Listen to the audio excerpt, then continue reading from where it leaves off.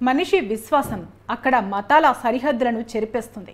భారతీయ సంస్కృతిలో అంతర్భాగమైన భిన్నత్వంలో ఏకత్వం ఏడాదికొకసారి పండుగలా ఆవిష్కృతమవుతుంది. అదే నెల్లూరులో జరిగే రొట్టెల పండుగ. యుద్ధంలో అమరులైన 12 మంది యోధుల సమాధులను దర్శించుకుని రొట్టెలు తింటే కోరిన కోర్కెలు తీరుతాయని భక్తుల విశ్వాసం.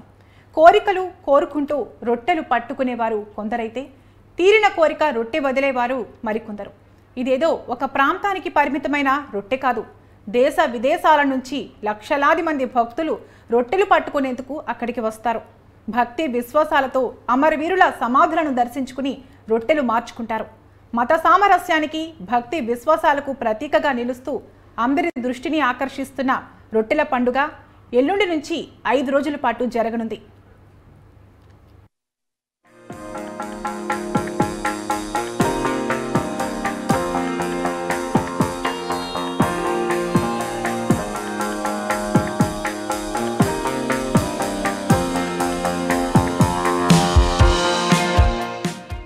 మత సామరస్యానికి ప్రతీక నెల్లూరులో జరిగే రొట్టెల పండుగ. దేశం నలుమూల నుంచి మతాలకు అతీతంగా తరలివచ్చి ఇక్కడ కోర్కెల రొట్టెలు మార్చుకోవడం దశాబ్దాల కాలం నుంచి ఆనవాయితీగా వస్తోంది. 3 రోజుల పాటు జరిగే రొట్టెల పండుగ గురించి స్థానికంగా ఓ కథ ప్రచారంలో ఉంది. దాదాపు 400 సంవత్సరాల క్రితం సమాజ శ్రేయస్సు కోసం మక్కా షరీఫ్ నుంచి 12 మంది వీరులు సంచరిస్తూ భారతదేశానికి వచ్చారు. ఆ సమయంలో కర్ణాటకలో హైదర్ అలీ పరిపాలన, నెల్లూరులో నవాబుల పరిపాలన ఉండేది. ఇస్లాం మత ప్రచారం కోసం వచ్చిన తర్క్మాన్ల దేశంలో పర్యటిస్తూ నెల్లూరు జిల్లా కొడవలూరు మండలం గండవరం చెరువు వద్ద సేద తీరారు. అక్కడ ఇస్లామేతరులకు తర్క్మాన్లకు మధ్య యుద్ధం జరిగింది. ఈ యుద్ధంలో తర్క్మాన్లు ప్రాణత్యాగం చేశారు. అలా ప్రాణత్యాగం చేసిన వారిలో 12 మంది మొండాలను గుర్రాలు తీసుకువచ్చి నెల్లూరులోని దర్గామిట్ట నెల్లూరు చెరువు వద్ద పడేశాయి. ఆ మొండాలు భూమిలో కలిసి అక్కడే వారు సమాధులయ్యారు. భక్తుల ఆ ప్రదేశంలోని వారికి సమాధులు వరుసగా నిర్మించి ఆరాధించడం మొదలుపెట్టారు.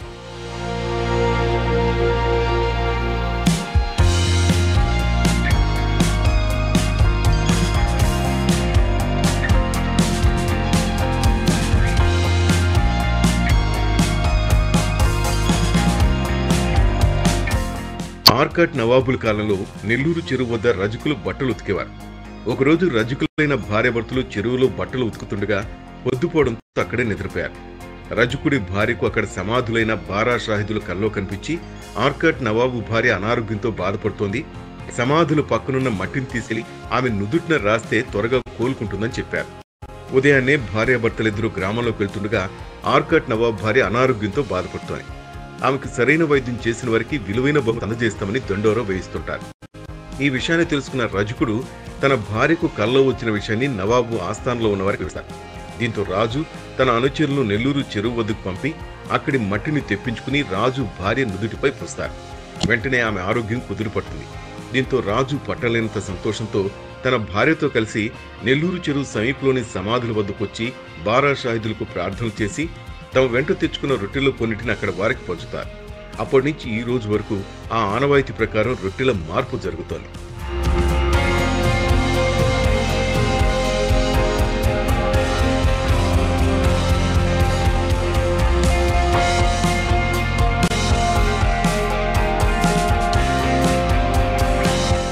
కోరికలు తీరిన వారు రొట్టెలు తీసుకుని దర్గా వద్ద చెరువులో తడిపి మరొకరికి ఇవ్వడం, కోరికలు కోరుకునేవారు వాటిని తీసుకోవటం అప్పటి నుంచి ఆచారంగా వస్తుంది.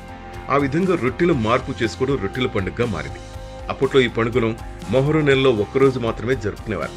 కాలగమనంలో భక్తుల తాకిడి ఎక్కువై కులమతాలకు అతీతంగా అందరూ పాల్గొంటుండటంతో ఈ పండుగను 4 రోజుల పాటు జరుపుకుంటున్నారు.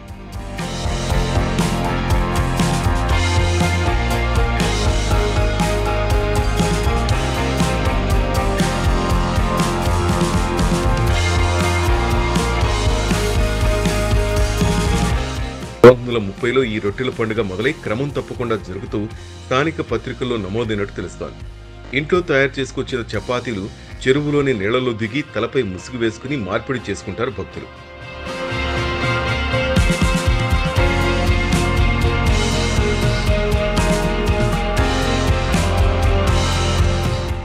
ఆరోగ్యం గురించి మొక్కుకుంటే ఫలితం కనిపిస్తుంది. మరుసటి ఏడాది ఆరోగ్య రొట్టె కావాల్సిన వారికి పంచి మొక్కు చెల్లిస్తారు. ఇలాగే విద్యా రొట్టె, పెళ్లి రొట్టె, సౌభాగ్య రొట్టె, సంతాన రొట్టె, వీసా రొట్టె, అభివృద్ధి రొట్టె, ఇలా ఎన్నో రకాల రొట్టెలిచ్చి పుచ్చుకుంటారు. వివిధ కోరికలకు సంబంధించి స్వీకరించుకున్న రొట్టెలకు బదులుగా తిరిగి మరుసటి సంవత్సరం 1కి 2 రొట్టెల చొప్పున ఈ స్వర్ణాల చెరువు వద్ద భక్తులకు పంచుతారు. మిగిలిన వాటిని ఈ చెరువులో వదిలేస్తారు. ఇది ఫలానా కోరికకు సంబంధించిన రొట్టె అని సులభంగా గుర్తించేందుకు ఫ్లెక్సీలు ఏర్పాటు చేశారు. మత సామరస్యానికి ప్రతీకగా జరిగే ఈ రొట్టెల పండుగలో రొట్టెలు మార్పిడి చేసుకున్న భక్తులు జిల్లాలోని కసుమూరు, అనుమసముద్రంపేటలోని దర్గాలను కూడా సందర్శిస్తారు. చెరువు వద్దున్న ఏపీ పర్యాటకం వారు ఏర్పాటు చేసే బోటు షికారు ప్రత్యేక ఆకర్షణగా నిలుస్తోంది. రొట్టెల పండుగ జరిగే సమయంలోనే బారా షాహీ దర్గాలో గంధ మహోత్సవం జరుగుతుంది.